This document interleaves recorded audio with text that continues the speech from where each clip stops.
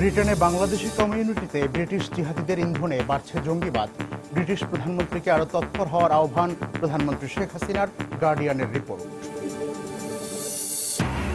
রেলের আগাম টিকিট বিক্রির দ্বিতীয় দিনেও ভিড়। 3 কালোবাজারি আটক।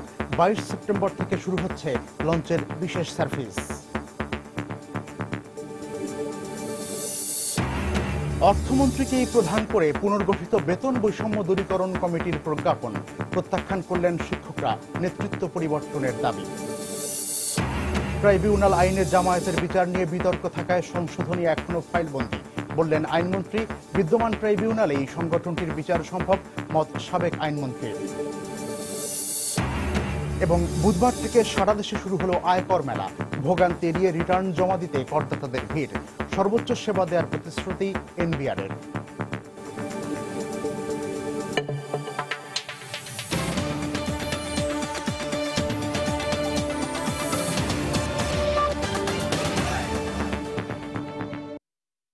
প্রবাসী সময়ের সঙ্গে আছি আমি মিজানুর রহমান খবির।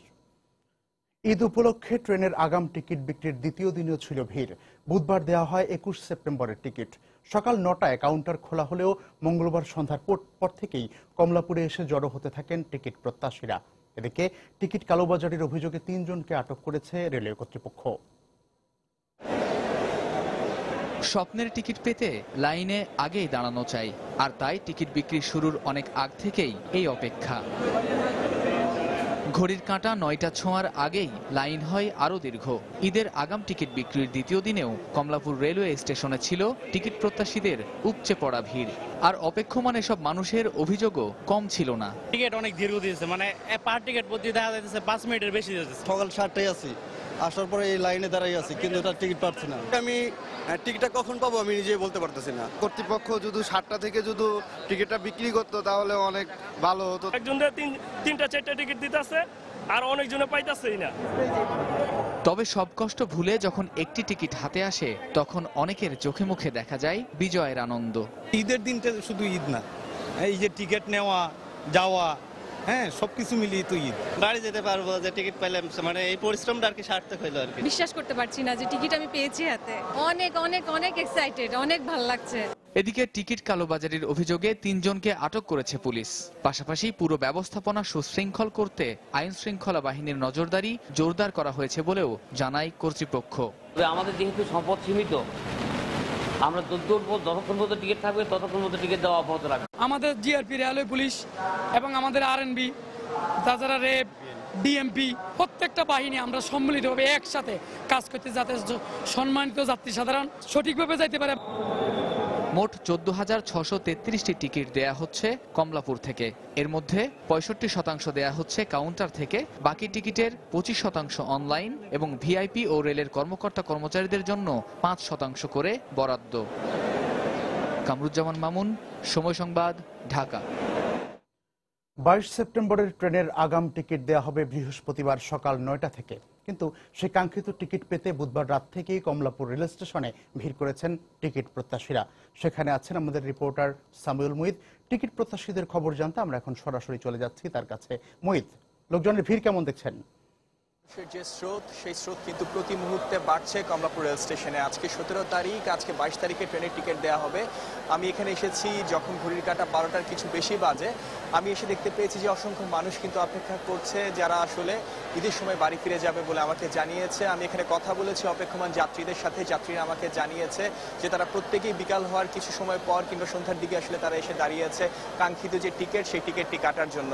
অনেক মানুষের সাথে আমি কথা বলেছি, তারা বলেছে যে এখানে যে নিরাপত্তা ব্যবস্থা রয়েছে, সেই নিরাপত্তা ব্যবস্থা খুবই সাবলীল রয়েছে। এখানে তেমন কোনো সমস্যা তারা অনুভব করছে না। আমাকে জানানো হয়েছে যে অপেক্ষমান যাত্রীরা রয়েছে তারা বলছে যে তারা এখানে এসে সিরিয়াল দিয়েছে, তারা নিজেরাই সহযোগে সিরিয়াল তৈরি করছে এবং কালকে সকাল 10টার সময় যখন টিকিট দেওয়া শুরু হবে, সেই টিকিটের সিরিয়াল কিন্তু তারা আসলে দিয়ে অপেক্ষা করছে টিকিটটি কাটার জন্য। আমি এখানে অনেকের সাথে এসে কথা বলেছি, দেখেছি প্রত্যেকে কিন্তু এখানে এসে অপেক্ষা করছে।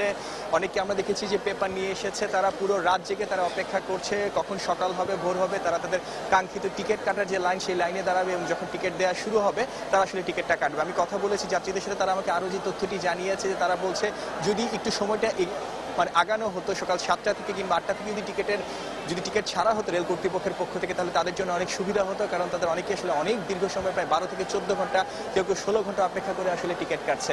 কবির, আমি আরেকটি তথ্য জানিয়ে রাখি যে এখন পর্যন্ত যে তথ্যটি আমার কাছে রয়েছে, আগামী আরও 2 দিন টিকিট দেওয়া হবে। আপনি জানেন 15 তারিখ থেকে টিকিট দেওয়া শুরু হয়েছে, 20 তারিখের টিকিট দেওয়া শেষ, 20 তারিখের টিকিট দেওয়া হয়েছে 15 তারিখ, পরবর্তীতে 16 তারিখ দেওয়া হয়েছে, 21 তারিখের টিকিট, আজ 17 তারিখ দেওয়া হচ্ছে, 22 তারিখের টিকিট, এভাবে আসলে 24 তারিখ পর্যন্ত টিকিট দেওয়া হবে। এবং ফিরতি যে যাত্রা, সেই ফিরতি যাত্রা টিকিট কিন্তু 20 তারিখ থেকে 24 তারিখ পর্যন্ত দেওয়া হবে। রেল কর্তৃপক্ষ আমাকে জানিয়েছে তাদের যতটুকু সম্ভব, তাদের যতটুকু আসলে সামর্থ্য রয়েছে, সামর্থ্যের শেষ বিন্দুটি দিয়ে কিন্তু তারা চেষ্টা করছে মানুষকে আসলে ঈদের সময় যাতে মানুষ নির্বিঘ্নে বাড়ি ফিরতে পারে সেই জায়গাটি মানুষকে নিশ্চিত করার জন্য। আমি আরো কথা বলেছিলাম এখানকার যে নিরাপত্তা বাহিনী আছে তাদের সাথে, নিরাপত্তা বাহিনীর পক্ষ থেকে আমাকে জানানো হয়েছে এখন পর্যন্ত কোনো অপ্রীতিকর যে ঘটনা, সেই ঘটনা তারা আসলে মুখোমুখি হয়নি, পরিস্থিতি খুব স্বাভাবিক রয়েছে। এবং তারা বলছে যে আসলে এই সময়টা মানুষের চাপ অনেক বেশি আসে। পূর্বাঞ্চল এবং পশ্চিমাঞ্চল এই দুই অঞ্চলে অসংখ্য মানুষ আছে যারা নারীর টানে বাড়ি ফিরতে থাকে, সেগুলোর টানে মানুষের যে ঘরমুখী স্রোত, সেই স্রোতকে কোনোভাবে আসলে থামানো যায় না।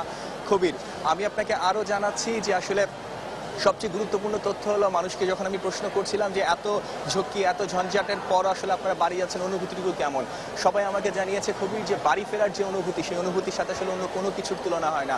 প্রিয়জনের দিকে তাকানোর পর যে মনে যতটুকু শান্তি বা যতটুকু অনুভূতি কাজ করে, তার সাথে আসলে এই যে পথের এই ঝঞ্ঝাট কিংবা এই 16 ঘন্টা 15 ঘন্টার যে দুর্বল লড়াই, সেই লড়াই কিন্তু খুবই আসলে তারা ভুলে যায়। আমি আপনাকে আরো তথ্যটি জানাতে পারি যে এখন পর্যন্ত আমাকে জানানো হচ্ছে রেল কর্তৃপক্ষের পক্ষ থেকে প্রত্যেকটি বিষয়কে তারা আসলে নজরদারির মধ্যে রাখছেন এবং তারা আসলে চেষ্টা করছেন মানুষকে সেবা দিতে, এবং যত সংখ্যক মানুষ রয়েছে তারা প্রত্যেকে যেন নির্বিঘ্নে বাড়ি যেতে পারে, প্রিয়জনের সাথে ঈদ কাটাতে পারে, সেই বিষয়টি নিশ্চিত করতে রেল কর্তৃপক্ষ তাদের অক্লান্ত চেষ্টা করছে। কবির, কমলাপুর রেল স্টেশন থেকে এই ছিল আমার কাছে সর্বশেষ তথ্য। আমি ফিরছি স্টুডিওতে। কবির। সামিউল মুহিদ আমাদেরকে জানাচ্ছিলেন কমলাপুর রেল স্টেশন থেকে, সেখানে 22 সেপ্টেম্বরের টিকিট প্রত্যাশীদের খবর।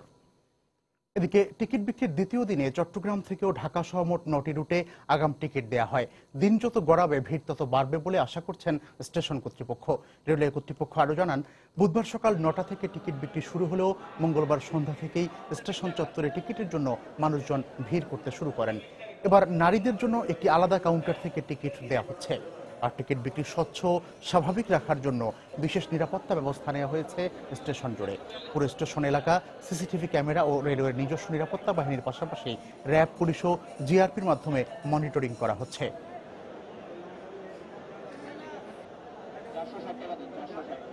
ফ্যামিলি নিয়ে ঈদ করতে যাবো ঢাকা বাড়িতে, এই আর কি, আসলে ওই জন্যই কষ্ট করে লাইনে দাঁড়ানো। আর ট্রেনে কমফোর্টেবল মোটামুটি। ভোর 5:30টার দিকে আসছি, 4টা টিকিট নিয়েছি, আমি লাকসাম যাব, খুব ভালো লাগতেছে। গতকালকে বিকাল 5টার সময় দাঁড়াইছিলাম, এখন টিকিট পেয়ে খুব ভালো লাগতেছে। আজকে 21 তারিখে টিকিট দিচ্ছি। আজকে কাউন্টারে জনগণের জন্য 4280 টিকিট উন্মুক্ত হয়েছে, পাশাপাশি অনলাইনের টিকিট বিক্রি চলছে। যে সকল কর্মকর্তা কর্মচারী আমাদের টিকিট বিক্রি, স্টেশনের কাজকর্মের সাথে জড়িত এবং ট্রেন অপারেশনের সাথে, এদের কোনো ছুটি দেওয়া হবে না।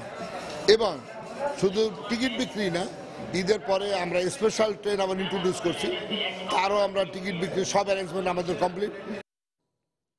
অন্যদিকে ঈদে ঘরমুখ মানুষের যাত্রা নির্বিঘ্ন করতে প্রায় সব প্রস্তুতি শেষ বলে দাবি করেছেন লঞ্চ মালিকরা। এরই মধ্যে শুরু হয়েছে লঞ্চের আগাম টিকিট বিক্রি। আর আগামী 22 সেপ্টেম্বর থেকে শুরু হবে বিশেষ লঞ্চ সার্ভিস। ঈদে লঞ্চে অতিরিক্ত ভাড়া আদায়, টার্মিনালে পর্যাপ্ত নিরাপত্তার অভাব আর কুলিদের হয়রানি সহ নানা অভিযোগ রয়েছে সাধারণ মানুষের। তবে কর্তৃপক্ষ বলছে, সেবা নিয়ে কোনো অভিযোগ পাওয়া গেলে নেওয়া হবে তাৎক্ষণিক ব্যবস্থা। বিস্তারিত জুনায়েদ আল হাবিবের রিপোর্টে। রাজধানী থেকে দেশের দক্ষিণাঞ্চলে যাওয়ার অন্যতম বাহন লঞ্চ। প্রতিদিন ঢাকার সদরঘাট থেকে 30 থেকে 50 হাজার যাত্রী লঞ্চে যাতায়াত করলেও ঈদের সময় সেই সংখ্যা দাঁড়ায় 5 থেকে 6 লাখে। লঞ্চ মালিকরা বলছেন, এত বিপুল সংখ্যক যাত্রীকে সেবা দিতে হিমশিম খেতে হয় তাদের। এজন্য নিয়মিত লঞ্চগুলোর পাশাপাশি চালু করতে হয় পুরনো লঞ্চগুলো। আর পুরাতন লঞ্চগুলোর ঘষা মাজার পাশাপাশি টুকিটাকি কাজ নিয়ে এখন ব্যস্ত সময় পার করছেন শ্রমিকরা। দ্রুত কাজ করতেছি যাতে ঈদে লাইনে দিতে পারে। যতটুকু ভাঙাচুরা ছিল সম্পূর্ণ কাটা, আমরা নতুন করে করতেছি জাহাজটারে, মানে যাতে কোনো রকম দুর্ঘটনা না ঘটে। ঈদের দিক দিয়ে মানে লাইনে চলে যাবে, তো এর জন্য আর্জেন্ট কাজ করাইতেছে। লঞ্চ মালিকরা জানালেন, আগের যে কোনো সময়ের চেয়ে এবারের ঈদে তাদের প্রস্তুতি ভালো। যে আগে যে সমস্ত জাহাজে এত ম্যাক্সিমাম 1000 লোক তুলতে পারতো, এখন সেখানে 3000, 4000, 5000 লোক ওঠার মতো জাহাজ, বড় বড় বিশাল বিশাল জাহাজ।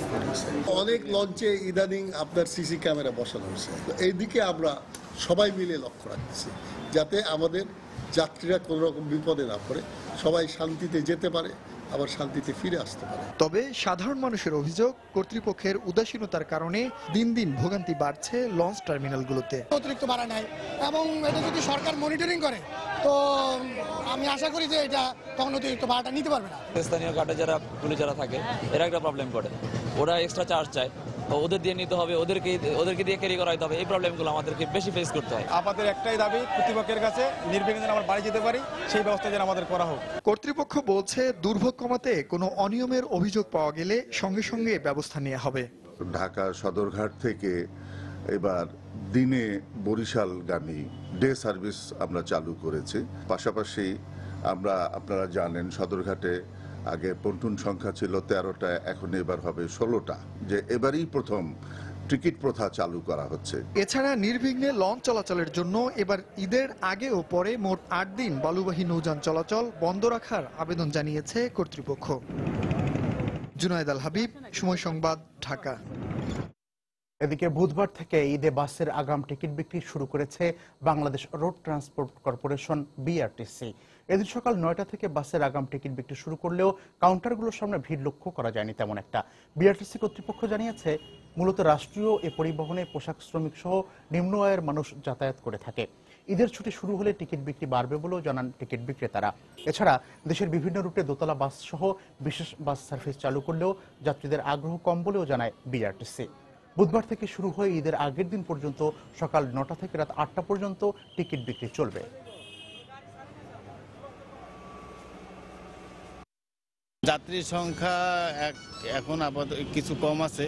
তো আমাদের মেন যাত্রী হলো গিয়া গার্মেন্টসের লোকজন, কম বয়স কম আয়ের লোকজন। আমাদের সরকারি রেটে ভাড়া হলো গিয়ে 450 টাকা। ওনার গার্মেন্টসের থেকে বেতন পাইলে তা হয়তো টিকিট নিবে এখান থেকে। ব্রিটেনে বাংলাদেশি কমিউনিটিতে ব্রিটিশ জিহাদিদের ইন্ধনে জঙ্গিবাদ বাড়ছে বলে মন্তব্য করেছেন বাংলাদেশের প্রধানমন্ত্রী শেখ হাসিনা। আর এই ধরনের ঘটনা নিয়ন্ত্রণে ব্রিটিশ প্রধানমন্ত্রী ডেভিড ক্যামেরনকে আরও তৎপর হওয়ার আহ্বান জানিয়েছেন তিনি। ব্রিটেনের গার্ডিয়ান পত্রিকাকে দেয়া এক সাক্ষাৎকারে এই আহ্বান জানান শেখ হাসিনা। বাংলাদেশে ধর্মীয় উগ্রপন্থীদের উত্থান এবং এর পেছনে ইউরোপ আমেরিকা ফেরত জিহাদিদের ভূমিকা নিয়ে বুধবার একটি প্রতিবেদন প্রকাশ করে যুক্তরাজ্যের প্রভাবশালী এই দৈনিকটি। বাংলাদেশের প্রধানমন্ত্রী ছাড়াও রাজনীতিবিদ, মৌলবাদ বিরোধী আন্দোলনকর্মী ও নিরাপত্তা বিশ্লেষকদের বক্তব্য তুলে ধরা হয় এই প্রতিবেদনে। সাক্ষাৎকারে প্রধানমন্ত্রী শেখ হাসিনা বাংলাদেশ জামায়াত ইসলামীর প্রতি ইঙ্গিত করে বলেন, পূর্ব লন্ডনে দলটির যথেষ্ট প্রভাব রয়েছে, সেখানে তারা অর্থ সংগ্রহ করছে এবং সেই অর্থ বাংলাদেশে পাঠাচ্ছে। আর তাই উগ্রপন্থীদের এসব অপতৎপরতা রোধে মাঠ পর্যায়ে ব্রিটিশ সরকারের আরও উদ্যোগী হওয়া উচিত বলেও গার্ডিয়ানকে বলেন প্রধানমন্ত্রী। সম্প্রতি ব্লগার হত্যায় বাংলাদেশি বংশোদ্ভূত এক ব্রিটিশ নাগরিকের গ্রেপ্তারের প্রেক্ষিতে ব্রিটেন সরকারকে প্রধানমন্ত্রী শেখ হাসিনা এই আহ্বান জানান বলেও উল্লেখ করা হয় ওই প্রতিবেদনে।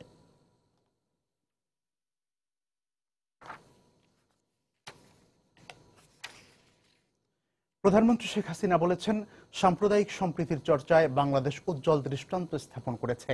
সব ধর্মের মানুষ এখানে স্বাধীনভাবে নিজ নিজ ধর্ম পালন করতে পারে বলেও তিনি মন্তব্য করেন। ঢাকা সফররত ইরানের পররাষ্ট্রমন্ত্রী ডক্টর মোহাম্মদ জাভেদ জারিফ বুধবার প্রধানমন্ত্রীর সঙ্গে তার কার্যালয়ে দেখা করতে গেলে তিনি এই কথা বলেন।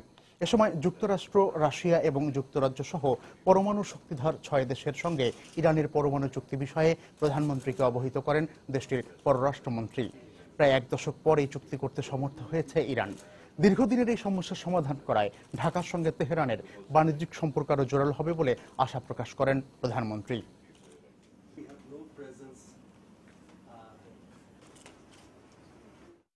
এদিকে তেলসহ বাংলাদেশের সঙ্গে বিভিন্ন ক্ষেত্রে ব্যবসায়িক সম্পর্ক স্থাপনে ইরানের আগ্রহের কথা জানিয়েছেন দেশটির সফররত পররাষ্ট্রমন্ত্রী জাভেদ জারিফ। একদিনের ঢাকা সফর শেষে বুধবার সন্ধ্যায় রাজধানীর একটি হোটেলে সংবাদ সম্মেলনে তিনি একথা বলেন। তবে নিজেদের দেশে দক্ষ জনশক্তি থাকায় আপাতত বাংলাদেশ থেকে লোক নেয়ার ব্যাপারে তারা ভাবছেন না বলেও জানান ইরানের পররাষ্ট্রমন্ত্রী।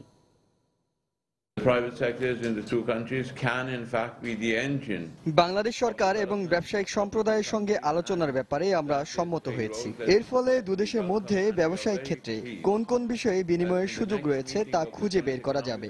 তেল রপ্তানির জন্য বহুদেশীয় সহযোগিতার মাধ্যমে বাংলাদেশের সঙ্গেও সম্পর্ক স্থাপন করা সম্ভব।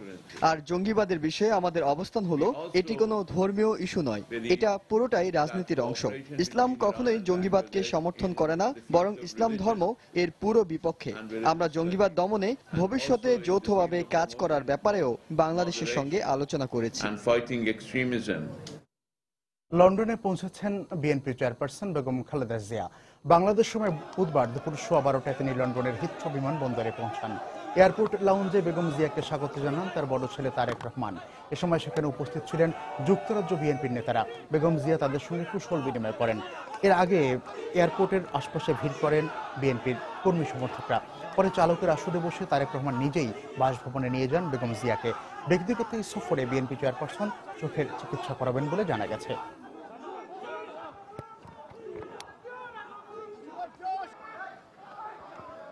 প্রবাসের সময় আরো থাকছে। মেডিকেল ভর্তি পরীক্ষায় প্রশ্ন ফাঁসের ঘটনায় আটক 4, ভর্তিচ্ছুদের পাশাপাশি অভিভাবকদের জিম্মি করে আদায় করা হতো টাকা।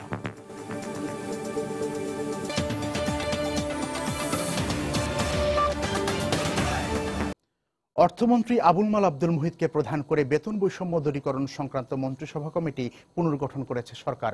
বুধবার বিকেলে সংক্রান্ত একটি প্রজ্ঞাপন প্রকাশ করা হয়। কমিটিকে পাবলিক বিশ্ববিদ্যালয়ের শিক্ষকদের বেতন ও পদমর্যাদার বিষয়সহ 8ম বেতন কাঠামোর ওপর পর্যালোচনা করে সুপারিশ করতে বলা হয়েছে। এদিকে অর্থমন্ত্রীর নেতৃত্বে থাকায় নতুন এই কমিটিকে প্রত্যাখ্যান করেছেন পাবলিক বিশ্ববিদ্যালয়ের আন্দোলনরত শিক্ষকরা। আবুল মাল আব্দুল মুহিতের কাছ থেকে ন্যায় বিচার পাবেন না অভিযোগ করে নিরপেক্ষ কাউকে প্রধান করে নতুন কমিটি গঠনেরও দাবি জানান তারা। রিপোর্ট তারেকুজ্জামান শিমুলের। নিজেদের বেতন ও পদমর্যাদা কমানো হয়েছে দাবি করে 8ম বেতন কাঠামো চূড়ান্ত হবার পর থেকেই আপত্তি জানিয়ে আসছিলেন পাবলিক বিশ্ববিদ্যালয়ের শিক্ষকরা। শুরুতে স্মারকলিপি প্রদান ও সরকার মহলের সাথে আলাপ আলোচনায় সীমাবদ্ধ থাকলেও শিক্ষকরা কঠোর অবস্থানে যান গত 7 সেপ্টেম্বর মন্ত্রিসভায় নতুন বেতন কাঠামোটি অনুমোদনের পর। একযোগে দেশের সবগুলো পাবলিক বিশ্ববিদ্যালয়ে শুরু হয় কর্মবিরতি। হুঁশিয়ারি দেওয়া হয় দাবি আদায় না হলে আরও কঠোর আন্দোলনে যাবার। আর এতে বিপাকে পড়েন বিশ্ববিদ্যালয় পড়ুয়া লাখো শিক্ষার্থী।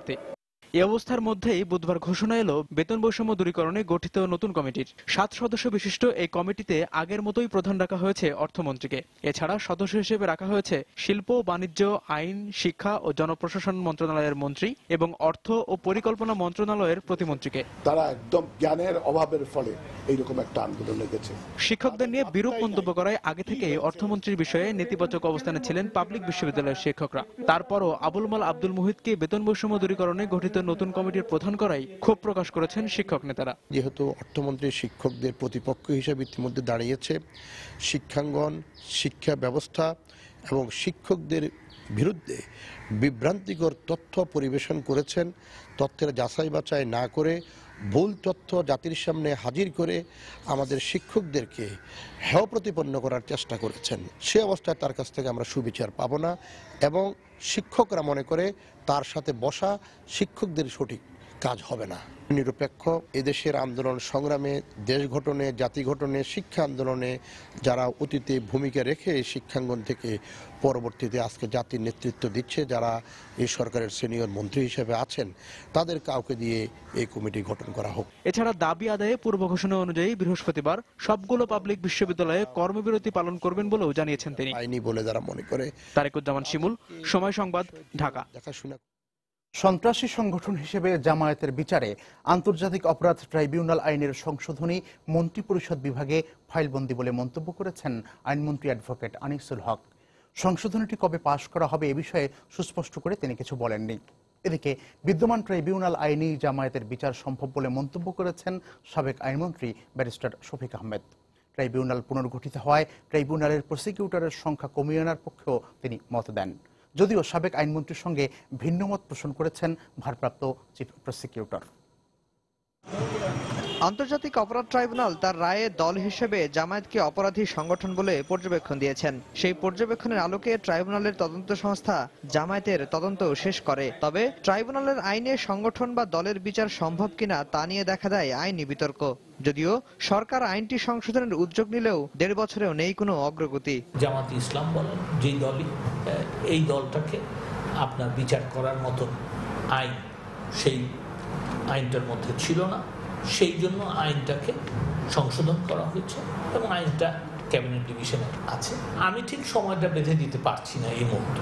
এতে স্বভাবতই প্রশ্ন ওঠে মানবতাবিরোধী সংগঠন জামায়াতের বিচারে সরকারের সদিচ্ছা নিয়ে। সাবেক আইনমন্ত্রী মনে করেন আইনের সংশোধনের প্রয়োজন নেই, জামায়াতের বিচার সম্ভব বিদ্যমান আইনেই। যেই সংগঠনই হোক, যদি 1971 সালে সংগঠন হিসেবে সংগঠিত হয়ে মানবতাবিরোধী অপরাধ করেছে, যুদ্ধ অপরাধ করেছে এবং গণহত্যার সাথে জড়িত থাকে, তাদের বিচার করতে কোনো অসুবিধা আছে বলে আমি মনে করি। তবে এর সাথে ভিন্নমত পোষণ করেছেন ট্রাইব্যুনালের ভারপ্রাপ্ত চিফ প্রসিকিউটর। অপরাধের শাস্তি দেওয়ার ব্যাপারগুলো আছে, যে সমস্ত ব্যাপারগুলো আছে, এগুলো সম্পর্কে তো একটা পরিষ্কার হওয়া দরকার। এই আইনটাকে কার্যকরী করার জন্য আরও ব্যবস্থা গ্রহণ করা যাবে, সেটা এই আইনের মধ্যেই আছে। আর যদি প্রয়োজন হয় তাহলে তো সংশোধন করতেই হবে। সাবেক আইনমন্ত্রী ট্রাইব্যুনাল পুনর্গঠনকে সমর্থন দিলেও এর প্রসিকিউটরের সংখ্যা কমিয়ে আনার পক্ষে মত দেন, যদিও প্রসিকিউটরের সংখ্যা কমিয়ে আনার কোনো যৌক্তিকতা নেই বলে মনে করে প্রসিকিউশন।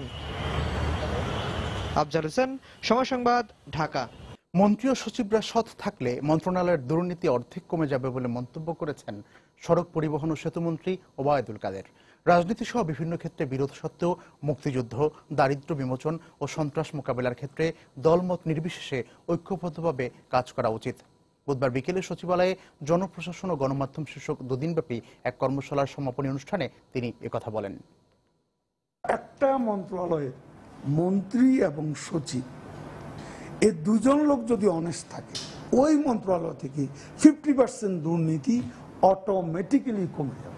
আমার আত্মীয় স্বজনরা অপকর্ম করে, যারা আমার সাথে কাজ করে তারা অপকর্ম করে, তাদের উপর আমার নিয়ন্ত্রণ নেই। তো সে অবস্থা আমি সৎ ব্যক্তি এটা দাবি করার কোনো কারণ।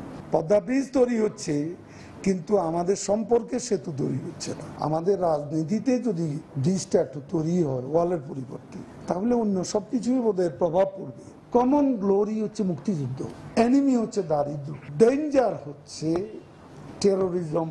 এই তিনটা প্রশ্নে let us find out common ground to work together. জাতীয় সংসদ ভবনের দক্ষিণ প্লাজায় সমাজ কল্যাণমন্ত্রী মহসিন আলীর প্রথম জানাজা শেষে রাষ্ট্রীয়ভাবে তার প্রতি সম্মান জানানো হয়েছে।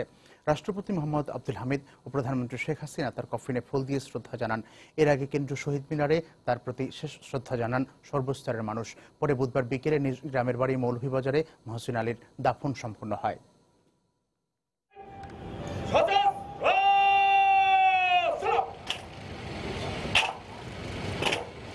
জাতীয় পতাকায় মোড়ানো মুক্তিযোদ্ধা সৈয়দ মহসিন আলীর মরদেহ নিয়ে আসা হয় সংসদ ভবনের দক্ষিণ প্লাজায়।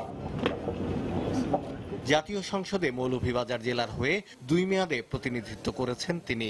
পালন করেছেন সমাজ কল্যাণ মন্ত্রীর দায়িত্ব। দক্ষিণ প্লাজায় অনুষ্ঠিত প্রথম নামাজে জানাজায় শরীক হন রাষ্ট্রপতি মোহাম্মদ আব্দুল হামিদ এবং সংসদ সদস্যরা। মরদেহে শ্রদ্ধা জানান রাষ্ট্রপতি, প্রধানমন্ত্রী শেখ হাসিনা এবং আওয়ামী লীগ নেতারা। জাতীয় সংসদের স্পিকার এবং বিরোধী দলের পক্ষ থেকেও মরহুমের কফিনে জানানো হয় শেষ শ্রদ্ধা। তার সততা নিয়ে কারো কোনোদিন প্রশ্ন আসে না। সে 3বার মৌলভীবাজার পৌরসভার চেয়ারম্যান ছিল, সেখানেও তার কোনোদিন প্রশ্নবিদ্ধ হয়নি। এত প্রাণ খোলা মানুষ, তার মনের মধ্যে কোথাও কোনো সংকীর্ণতা, কোথাও কোনো ভাগ ছিল না। স্মৃতিচারণ করতে গিয়ে মহসিন আলীর মৃত্যুকে একজন ভালো মানুষের প্রস্থান বলে উল্লেখ করেন তার সহকর্মীরা। সিলেট অঞ্চলের সর্বপ্রথম যে মুক্তিযুদ্ধ হয়েছিল সরাসরি পাকিস্তানিদের বিরুদ্ধে, সেই যুদ্ধে তিনি বলিষ্ঠ ভূমিকা রেখেছিলেন, সক্রিয় ভূমিকা রেখেছিলেন। অসাম্প্রদায়িক সমাজ ব্যবস্থা, রাষ্ট্র ব্যবস্থা, গণতান্ত্রিক রাষ্ট্র ব্যবস্থা, সমাজ ব্যবস্থা, তার জন্য তিনি ছিলেন খুবই নিবেদিত। এর আগে সকালে সর্বস্তরের শ্রদ্ধা নিবেদনের জন্য কেন্দ্রীয় শহীদ মিনারে রাখা হয় সমাজ কল্যাণ মন্ত্রীর মরদেহ। শ্রদ্ধা জানান বিভিন্ন রাজনৈতিক, সামাজিক, সাংস্কৃতিক সংগঠন এবং সর্বস্তরের মানুষ। শাহ আলী জয়, সময় সংবাদ, ঢাকা। 2021 সালের আগে মধ্যম আয়ের দেশে উন্নীত হতে সবাইকে কর দেওয়ার আহ্বান জানিয়েছেন শিল্পমন্ত্রী আমির হোসেন আমু। বুধবার সকালে রাজধানীর অফিসার্স ক্লাবে আয়কর মেলার উদ্বোধনী অনুষ্ঠানে তিনি একথা বলেন। সপ্তাহব্যাপী এই মেলায় করদাতাদের সেবা প্রদানে, আয়কর রিটার্ন পূরণ, দাখিল ও কর পরিশোধ সহ বিভিন্ন সুবিধা রয়েছে। সুখী স্বদেশ গড়তে ভাই আয়করের বিকল্প নাই, এটি এবারের দেশব্যাপী আয়কর মেলার মূল প্রতিপাদ্য। দেশ গড়ার এমন প্রতিপাদ্য সামনে নিয়ে প্রথম দিনটি মেলা প্রাঙ্গণ মুখর হয়ে ওঠে নতুন পুরাতন করদাতাদের পদচারণায়। সপ্তাহব্যাপী আয়োজিত এ মেলায় করদাতাদের কর সেবা প্রদান, আয়কর রিটার্ন পূরণ, রিটার্ন দাখিল ও কর পরিশোধ সহ বিভিন্ন সুবিধা রাখা হয়েছে। এছাড়াও করদাতাদের জন্য পেমেন্ট বুথ, নতুন করদাতাদের টিআইএন সার্টিফিকেট নিবন্ধনে অনলাইন সুযোগ সুবিধা সহ বিভিন্ন সেবার ব্যবস্থা রয়েছে মেলাতে। মেলায় নারী, প্রতিবন্ধী ও প্রবীণদের জন্য রয়েছে আলাদা বুথের ব্যবস্থাও। পাশাপাশি মেলায় আয়কর জমা দেওয়ার জন্য ব্যাংকের বুথ ও প্রয়োজনীয় তথ্য সেবার ব্যবস্থাও রাখা হয়েছে। কোনো রকমের গ্যাঞ্জাম, গ্যাদারিং বা কারো মুখামুখি বা কোনো দালালের প্রতারণা এগুলির খপ্পরে পড়তে হয় না। বিভিন্ন জোন, বিভিন্ন সার্কেলে আছে, তো এখানে আসলে এক জায়গায় দেওয়া যায়। মেলায় দেওয়া অনেক সুবিধা এবং খুব সহজে এটা দিয়ে দেওয়া যায় এবং সাথে সাথে রিসিপ্টটা পাওয়া যায়। 22 সেপ্টেম্বর পর্যন্ত রাজধানী সহ বিভাগীয় শহরে 7 দিন, জেলা শহরে 4 দিন, প্রথমবারের মতো 29টি উপজেলায় 2 দিন এবং আরও 57টি উপজেলায় 1 দিনের জন্য ভ্রাম্যমাণ আয়কর মেলা চলবে। রাজস্ব বোর্ড বলছে, গেল বছর 1675 কোটি টাকা আয়কর সংগ্রহ এবং প্রায় 6.5 লাখ করদাতাকে সেবা দেওয়া হয়েছিল। এবার সে পরিসংখ্যান ছাড়িয়ে যাবে। আমি মনে করি যে আমাদের গত বছরের তুলনায় আমরা বেশি করদাতার কাছে আমাদের বার্তা পৌঁছে দিতে পারবো, আমাদের সেবা পৌঁছে দিতে পারবো। সকালে মেলার উদ্বোধনী অনুষ্ঠানে শিল্পমন্ত্রী দেশকে এগিয়ে নিতে সবাইকে কর দেওয়ার আহ্বান জানান। আজকে সরকার যে বিভিন্ন খাতে উন্নয়নমূলক কর্মকাণ্ডগুলি পরিচালিত করছে, এই উন্নয়নমূলক কর্মকাণ্ডের সহযোগী শক্তি আপনি না হন, আপনি যদি ট্যাক্সটা ঠিকভাবে না দেন, তাহলে সরকার যদি উন্নয়নমূলক পরিকল্পনা গ্রহণ না করে, তাহলে তো আপনার ইনকাম হবে না। সুতরাং ইনকাম যদি করতে হয় তাহলে অবশ্যই ট্যাক্স পে করতে হবে। উদ্বোধনী অনুষ্ঠান শেষে মেলা প্রাঙ্গণ ঘুরে দেখেন শিল্পমন্ত্রী। সানবীর রূপল, সময় সংবাদ, ঢাকা। এবার প্রবাসের খবর। মক্কার মসজিদ আল হারামে ক্রেন ভেঙে মারা যাওয়া 111 ব্যক্তির প্রত্যেকের পরিবার থেকে 2 জনকে 2016 সালে সৌদি বাদশার মেহমান হিসেবে হজ করার সুযোগ দেওয়া হবে। এছাড়া দুর্ঘটনায় স্থায়ীভাবে পঙ্গু হওয়া ব্যক্তিদের প্রত্যেককে 1 মিলিয়ন রিয়াল বা 2 কোটি টাকা দেওয়ার ঘোষণা দিয়েছেন সৌদি বাদশাহ সালমান বিন আব্দুল আজিজ আল সৌদ। পাশাপাশি যারা মারাত্মকভাবে আহত হয়েছেন তাদেরকে এবছর হজ এবং তারা হজ করতে পারবেন না, তারা আগামী বছর সৌদি বাদশার মেহমান হয়ে হজ করার সুযোগ পাবেন এবং সাময়িকভাবে আহত প্রত্যেক ব্যক্তিকে সৌদি সরকারের পক্ষ থেকে 5 লাখ রিয়াল বা 1 কোটি টাকা আর্থিক সহায়তা দেওয়া হবে বলে জানায় দেশটির সংবাদ মাধ্যম। গত শুক্রবার স্থানীয় সময় সন্ধ্যায় প্রচণ্ড ঝড়ে মসজিদ আল হারামের বর্ধিতাংশের নির্মাণাধীন অংশে থাকা একটি ক্রেন আছড়ে পড়ে। এতে ছাদ ধসে একজন বাংলাদেশি সহ মারা যান 111 জন, আহত হন 331 জন।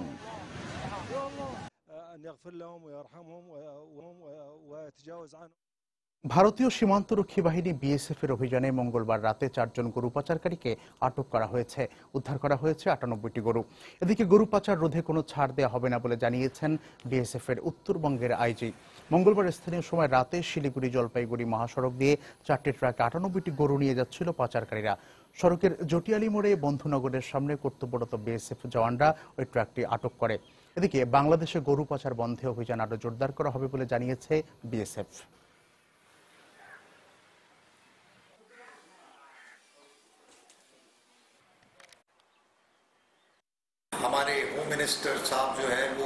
উত্তরবঙ্গ পরিদর্শন করে কেন্দ্রীয় স্বরাষ্ট্রমন্ত্রী রাজনাথ সিং নির্দেশ দিয়েছিলেন বাংলাদেশে যেন একটি গরুও পাচার না হয়। সেই নির্দেশ পালনে বিএসএফ কঠোরভাবে দায়িত্ব পালন করে যাচ্ছে।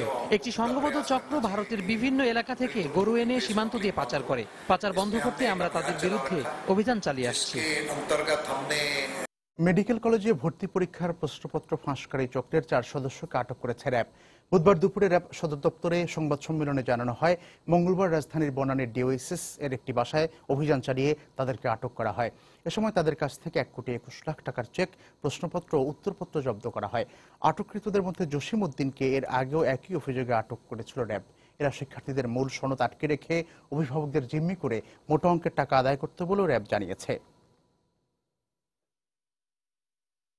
আসন্ন যে শুক্রবারে যে মেডিকেল কলেজে ভর্তি পরীক্ষা অনুষ্ঠিত হবে, সেই ভর্তি পরীক্ষায় প্রশ্নপত্র ফাঁস করে বেশ কিছু সংখ্যক এরকম শিক্ষার্থীদেরকে তাদের কাছ থেকে, অভিভাবকদের কাছ থেকে যোগাযোগ করছে এবং তাদের কাছ থেকে বেশ পরিমাণ অর্থ কিন্তু আদায়ের চেষ্টা করছে। সেই প্রেক্ষিতেই কিন্তু আমরা আমাদের গোয়েন্দা নজরদারি সহ অন্যান্য সকল কার্যক্রম গ্রহণ করি। গতকাল বিকালের দিকে ডিওএইচএস এর একটি বাসা থেকে সর্বমোট 4 জনকে এবং এদের সঙ্গে প্রায় 1,21,00,000 টাকার চেক, 2 সেট কোশ্চেন এবং বেশ কিছু অ্যাডমিট কার্ড যেগুলি ছিল সেগুলি সহ তাদেরকে আমরা আটক করতে সক্ষম হই। প্রধান বিচারপতিকে অপসারণের জন্য রাষ্ট্রপতির কাছে বিচারপতি শামসুদ্দিন আহমেদ মানিকের চিঠি পাঠানোকে নজিরবিহীন বলে মন্তব্য করেছে বিএনপি। বুধবার নয়াপল্টনে কেন্দ্রীয় কার্যালয়ে দলটির আন্তর্জাতিক বিষয়ক সম্পাদক আসাদুজ্জামান খান রিপন এক সংবাদ সম্মেলনে একথা জানান। তিনি বলেন, বিএনপি মনে করে বিচার বিভাগকে প্রশ্নবিদ্ধ করতেই এ কাজ করা হয়েছে। শামসুদ্দিন হায়দার চৌধুরী মানিক জাতীয় সংসদের স্পিকারের কাছে বিষয়টি না পাঠিয়ে তিনি পাঠিয়েছেন রাষ্ট্রপতির কাছে।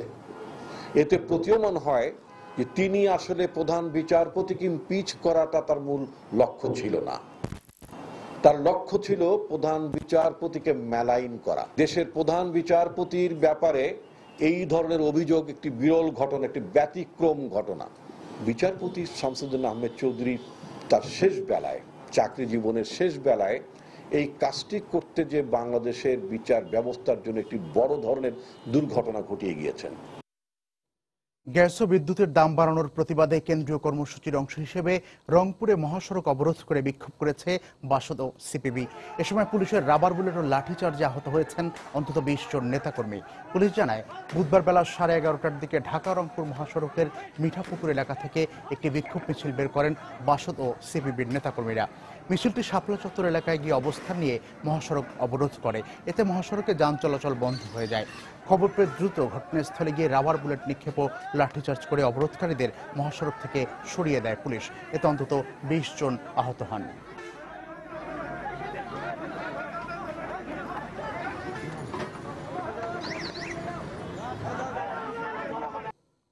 আন্তর্জাতিক প্রসঙ্গ। হাঙ্গেরি ও অস্ট্রিয়া সরকার সীমান্তে কড়াকড়ি আরোপ করায় ক্ষুব্ধ হয়ে উঠেছেন আটকে পড়া আশ্রয় প্রত্যাশীরা। তবে ইউরোপে যাওয়ার নতুন পথ হিসেবে ক্রোয়েশিয়াকে ব্যবহার করতে শুরু করেছেন তারা। শরণার্থীদের 150 জনের একটি দল ক্রোয়েশিয়া পৌঁছানোর পর দেশটির সরকার জানিয়েছে, শরণার্থীদের আশ্রয় দিতে কোনো সমস্যা নেই। এদিকে এই শরণার্থীদের বিষয়ে ইউরোপীয় ইউনিয়নকে দ্রুত সমঝোতায় আসার তাগিদ দিয়েছেন মার্কিন প্রেসিডেন্ট বারাক ওবামা। তবে সিরিয়ার প্রেসিডেন্ট বাশার আল আসাদ পশ্চিমারাই এই সংকট ডেকে এনেছে অভিযোগ করে বলেছেন, এই সংকট নিরসন করতে চাইলে পশ্চিমা বিশ্বকে আগে সিরিয়া সংকটের সমাধান করতে হবে।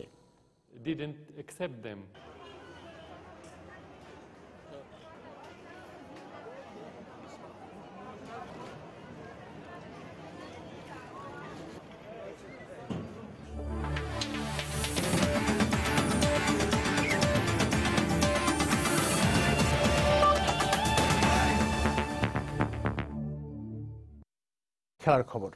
সব গুঞ্জনের অবসান ঘটিয়ে আসন্ন বাংলাদেশ প্রিমিয়ার লিগ বিপিএল এ চূড়ান্ত হল 6টি দলের অংশগ্রহণ। এবারের আসরের নতুন দল কুমিল্লা। ঘরোয়া ক্রিকেটের এই জনপ্রিয় আসরটির আনুষ্ঠানিক পর্দা উঠবে 22 নভেম্বর। আর 24 নভেম্বর মিরপুর স্টেডিয়ামে উদ্বোধনী ম্যাচ হবে। তবে এখনও চূড়ান্ত হয়নি আসরের সম্পূর্ণ সূচি। বুধবার দুপুরে মিরপুরে আনুষ্ঠানিক সংবাদ সম্মেলনে এই তথ্য জানিয়েছেন বিপিএল এর গভর্নিং কাউন্সিল।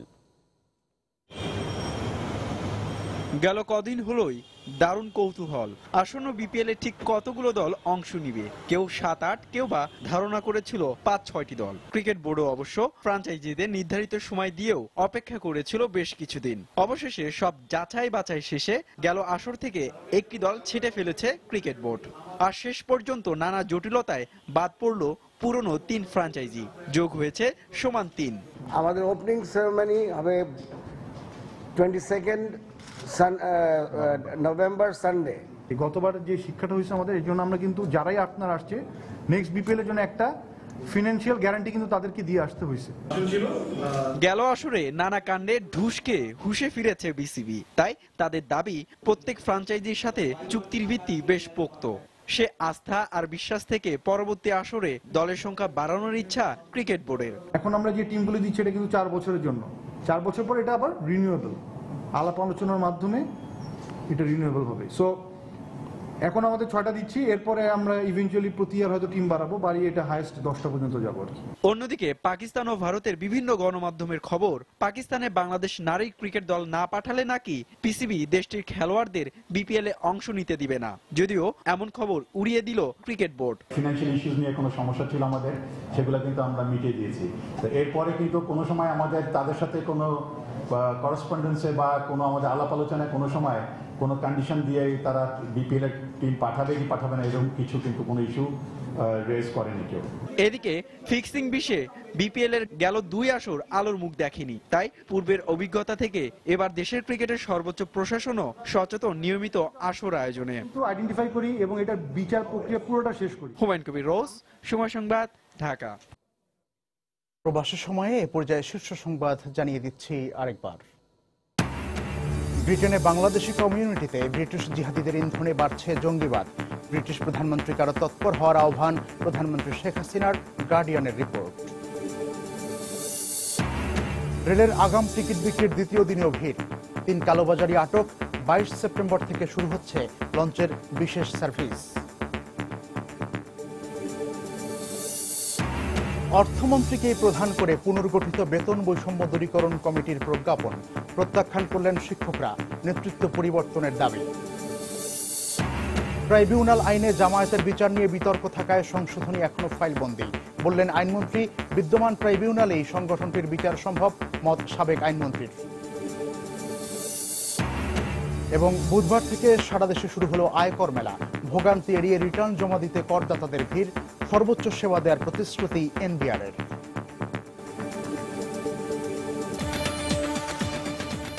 এই ছিল প্রবাসী সময়ে। যে কোনো খবর পেতে ভিজিট করুন সময়নিউজ.টিভি। যে কোনো বাংলা লিংক রেডিও সিটিসেল নম্বর থেকে সময় সংবাদের খবর, অনুষ্ঠান সূচি জানতে এবং যে কোনো তথ্য সময় সংবাদকে জানাতে ডায়াল করুন 16242 নম্বরে। এছাড়া এইমাত্র পাওয়া খবর আপনার মোবাইলে পেতে চাইলে SMS করুন *SN লিখে পাঠিয়ে দিন 16242 নম্বরেই। সঙ্গে থাকুন সময়ের।